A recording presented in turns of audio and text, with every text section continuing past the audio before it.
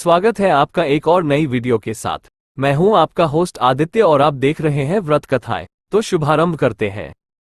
किसी भी देवी देवता की पूजा करते समय कुछ बातों का विशेष ख्याल रखना चाहिए, वरना आपको पूजा का फल नहीं मिलेगा। तो जानिए आज के वीडियो में पूजा पाठ से जुड़े कुछ नियमों को। हिंदू धार्मिक मान्यताओं से जुड़े कई रीति रिवाज और नियम हैं, जो व्यक्ति के जीवन पर प्रभाव डालते हैं। हमारी पीढ़ियां सदियों से इन नियमों का पालन करती आ रही हैं।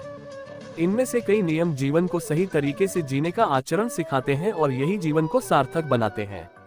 हमारे बीच कई ऐसी धार्मिक मान्यताएं हैं, जैसे रात में झाड़ू नहीं लगाना चाहिए, सोना मिलना और खोना दोनों को अपशकुन मानना, गर्भवती महिलाओं को नदी पार नहीं करना चाहिए, शाम के समय दरवाजे पर नहीं बैठना चाहिए, बाएं हाथ से खाना खाएं। कई आदतें धार्मिक आस्था से जुड़ी होती हैं। इन्हीं में से एक है क्रॉस लेग करके बैठना। भगवान के आगे पैर फैलाकर बैठने से क्या होता है? शास्त्रों के अनुसार भगवान के सामने पैर फैलाकर बैठने से धन की देवी मां लक्ष्मी नाराज हो जाती हैं। खासतौर पर शाम के समय तो कभी भी पैरों को क्रॉस करके नहीं बैठना चाहिए। इसके अलावा ये भी माना जाता है कि जो व्यक्ति क्रॉस लेग करके बैठता है वह कभी पैसा नहीं कमा पाता है। उसे हमेशा आर्थिक तंगी का सामना करना पड़ता है।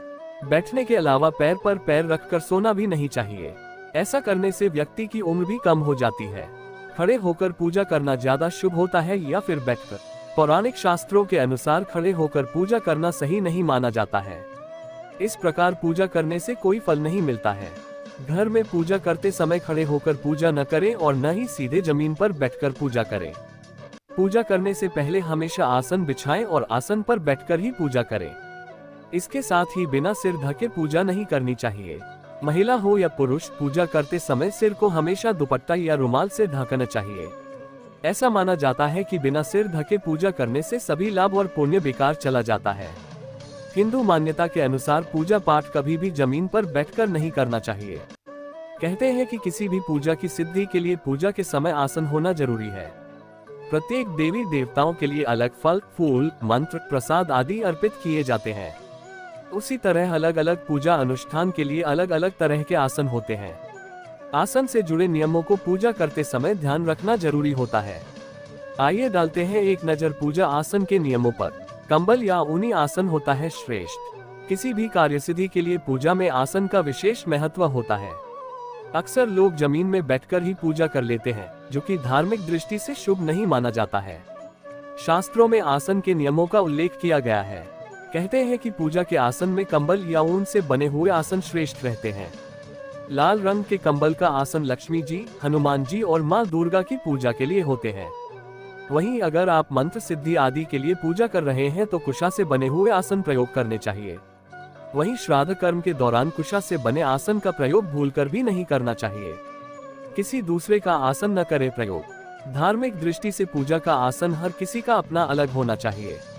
कहते हैं कि एक व्यक्ति के पूजा करने के बाद दूसरे व्यक्ति को उसका आसन प्रयोग नहीं करना चाहिए। देवी देवताओं के अनुरूप ही आसन का प्रयोग करना चाहिए। ऐसे आसन होते हैं अशुभ। ईश्वर की आराधना के लिए पूजा में आसन का विशेष महत्व होता है। ऐसे ही किसी भी आसन पर बैठकर पूजा करना शुभ नहीं माना जाता। यहाँ तक कि जमीन पर ऐसे ही कोई भी आसन लगाकर पूजा करने से उसका फल भी प्राप्त नहीं होता। कहते हैं पवित्र आसन पर बैठकर पूजा करने से ईश्वर जल्दी प्रसन्न होते हैं और उनकी शीघ्र कृपा मिलती है। जमीन पर बैठकर आसन लगा लेने से दुख की प्राप्ति होती है। वहीं बांस से बने आसन से घर में दरिद्रता आती है और लकड़ी को आसन बनाकर बैठने पर दुर्भाग्य और तिनके को आसन के रूप में प्रयोग करने पर धन एवं यश की हानि होती है। इसलिए पूजा के लिए हमेशा सही आसन का चयन करें। अन्य जरूरी नियम। पूजा करने के बाद पूजा के आसन को हमेशा उचित स्थान पर रखें। इधर उधर कहीं भी रखकर उसका अनादर न करें। पूजा के आसन का प्रयोग सिर्फ पूजा के लिए ही करें और किसी काम के लिए नहीं करना चाहिए। पूजा करने के बाद सीधा आसन से उठकर न जाएं, बल्कि आचमन से थोड़ा सा जल लेकर जमीन पर गिराएं और उस जल को मस्तक पर लगाने के बाद देवी देवताओं को प्रणाम करें। इसके बाद आसन को उचित स्थान पर रखें और पूजा स्थल से बाहर जाएं। अगर आपको हमारे द्वारा प्रस्तुत ये कहानियां अच्छी लगी हो तो कृपया चैनल को सब्सक्राइब करें, वीडियो को लाइक करें और ज्यादा से ज्यादा शेयर करें और पुण्य लाभ अर्जित करें।